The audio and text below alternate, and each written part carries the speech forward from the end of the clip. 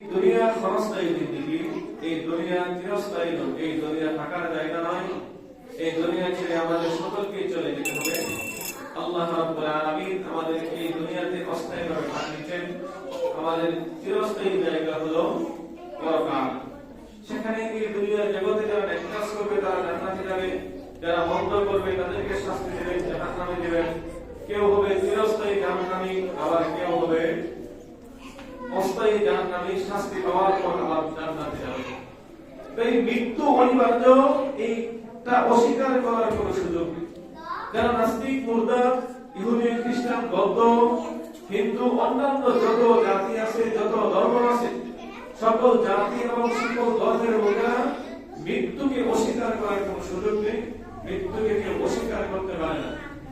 আল্লাহ রাব্বুল আলামিন মৃত্যু সম্পর্কে পবিত্র কোরআনুল কারীমের সূরাতুল আলে ইমরানের 185 নম্বর আয়াতে বলেন,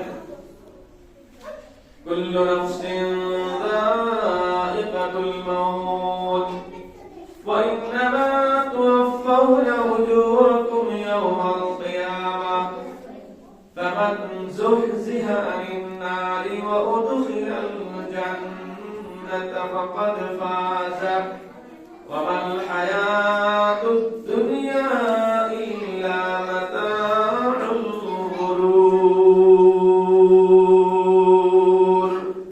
আল্লাহ রাব্বুল আলামিন বলেন, এই দুনিয়া চিরস্থায়ী জায়গা নয়, এই দুনিয়ায় কেউ চিরস্থায়ীভাবে থাকতে পারবে না। দুনিয়ার রাজা, বাদশা, ধনী, গরীব, শিক্ষিত, অশিক্ষিত, সুন্দর, কালো, সকলেই দুনিয়া ছেড়ে চলে যেতে হবে।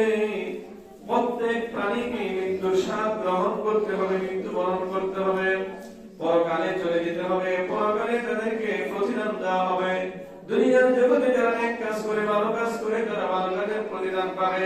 যারা নাকি গুনাহ কাজ করে, খারাপ কাজ করে, অপরাধ করে, অন্যায় করে, তারা অন্যায়েরও প্রতিদান পাবে। নেক কাজ করলে আল্লাহ রাব্বুল আলামিন বলেন তাদেরকে জান্নাতে প্রবেশ করাবেন, জান্নাতে যাবে। আবার যারা গুনাহ কাজ করে, অপরাধ করে, তারা জাহান্নামে যাবে।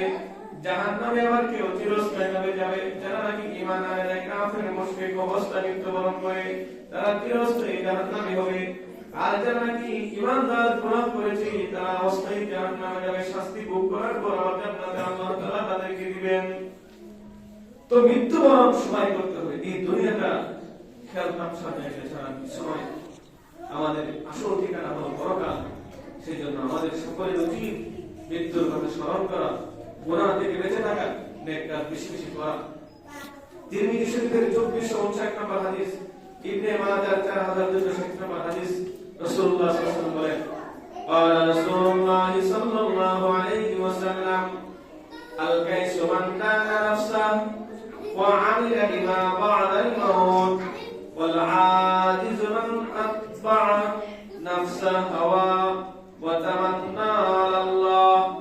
আল্লাহ নবী বিশ্বনবী রাহমাতুল লিল আলামিন বলেন, ওই ব্যক্তি হলো জ্ঞানী যে ব্যক্তি নাকি মৃত্যুর কথা স্মরণ করে, মৃত্যুর পরবর্তী জিন্দেগির কথা যে ব্যক্তি স্মরণ করে, যে ব্যক্তি মৃত্যুর পরবর্তী জিন্দেগির কথা স্মরণ করে দুনিয়ার মধ্যে গুনাহ থেকে বেঁচে থাকে, বেশি বেশি করে নেক কাজ করে, সে হলো জ্ঞানী। তাহলে হাদিসের ভাষায় জ্ঞানী কারা? জ্ঞানী হচ্ছে তারা যারা নাকি বেশি বেশি নেক আমল করে, নেক কাজ করে, গুনাহ থেকে বেঁচে থাকে, তারাই হলো কি জ্ঞানী। বুখারী শরীফের 1417 নম্বর হাদিসে রাসূলুল্লাহ সাল্লাল্লাহু আলাইহি ওয়াসাল্লাম বলেছেন, ইত্তাকুন নার ওয়ালাউ বিশাক্কিল তামারিন। তোমরা আল্লাহকে ভয় করো, ইত্তাকুন নার, তোমরা জাহান্নামকে ভয় করো।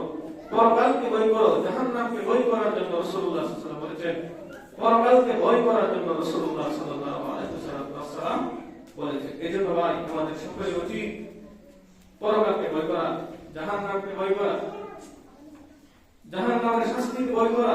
সেই জন্য জাহান্নামকে ভয় করে বেঁচে থাকে।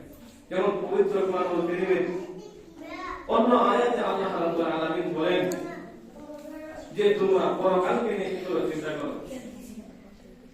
আল্লাহ রাব্বুল আলামিন পরকালকে ভয় করার জন্য বলেছেন, গুনাহের কাজ থেকে বেঁচে থাকার জন্য বলেছেন, আগামীকালকে নিয়ে চিন্তা করার জন্য বলেছেন। আল্লাহ তাআলা অন্য আয়াতে বলেন, ইয়া আইয়ুহাল্লাযীনা আমানু তাকুল্লাহ ওয়াল তানজুর নাফসুম মা قدمت لغد ওয়াত্তাকুল্লাহ। আল্লাহ বলেন ইয়া আইয়ুহাল্লাযীনা আমানু তাকুল্লাহ, হে ঈমানদারগণ তোমরা আল্লাহকে ভয় করো। ওয়াল তানজুর নাফসুম মা কদ্দামাত লিগাদিন ওয়াত্তাকুল্লাহ, আগামী কালকের জন্য তোমরা চিন্তা করো। অর্থাৎ আগামী কাল বলতে মুফাসসিরিনে কেরামগণ বলেন এখানে পরকাল বোঝানো হয়েছে। আল্লাহ রাব্বুল আলামিন বলেন আল্লাহকে ভয় করো, পরকাল নিয়ে চিন্তা করো, আগামী কাল নিয়ে চিন্তা করো।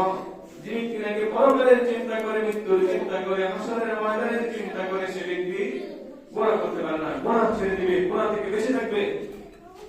যেমন পবিত্র কোরআনুল কারীমের সূরাতুল বাকারায় আল্লাহ বলেন ওয়াত্তাকু ইয়াওমান তুরজাউনা ফীহি ইলাল্লাহ সুম্মা তুওয়াফফা কুল্লু নাফসিন মা কাসাবাত ওয়া হুম লা ইউজলামুন। আল্লাহ বলেন ওই দিনকে ভয় করো যেদিন আল্লাহর কাছে ফিরে যেতে হবে। আল্লাহর কাছে যেদিন ফিরে যেতে হবে তোমরা সেই দিনকে ভয় করো। সেদিন আল্লাহ রাব্বুল আলামিন কারো প্রতি কোনো জুলুম করবে না, অত্যাচার করবে না। দুনিয়ার জগতে মানুষ অন্যায় করেও কি পার পেয়ে যায়, জুলুম করেও মানুষ পার পেয়ে যায়, কারণ কখনো কোনো বিচার কি হয় না, সঠিক হয় না। কিন্তু হাসরের ময়দানে বিচার হবে 100 থেকে 100, কোনো জুলুম করা হবে না, অত্যাচার হবে না। যে কি পরিমাণ অন্যায় করেছে তার শাস্তি পাবে, যে কি পরিমাণ নেক কাজ করেছে তার প্রতিদান পাবে। আল্লাহ তাআলা সেই জন্য বলেছেন ওয়াত্তাকু ইয়াওমান তুরজাউনা ফীহি ইলাল্লাহ, সেদিনকে ভয় করো যেদিন আল্লাহর কাছে ফিরে যেতে হবে। আল্লাহ রাব্বুল আলামিন আমাদের সকলকে পরকালকে ভয় করার তৌফিক দান করো, মৃত্যুর কথা বেশি বেশি স্মরণ করার তৌফিক দান করো।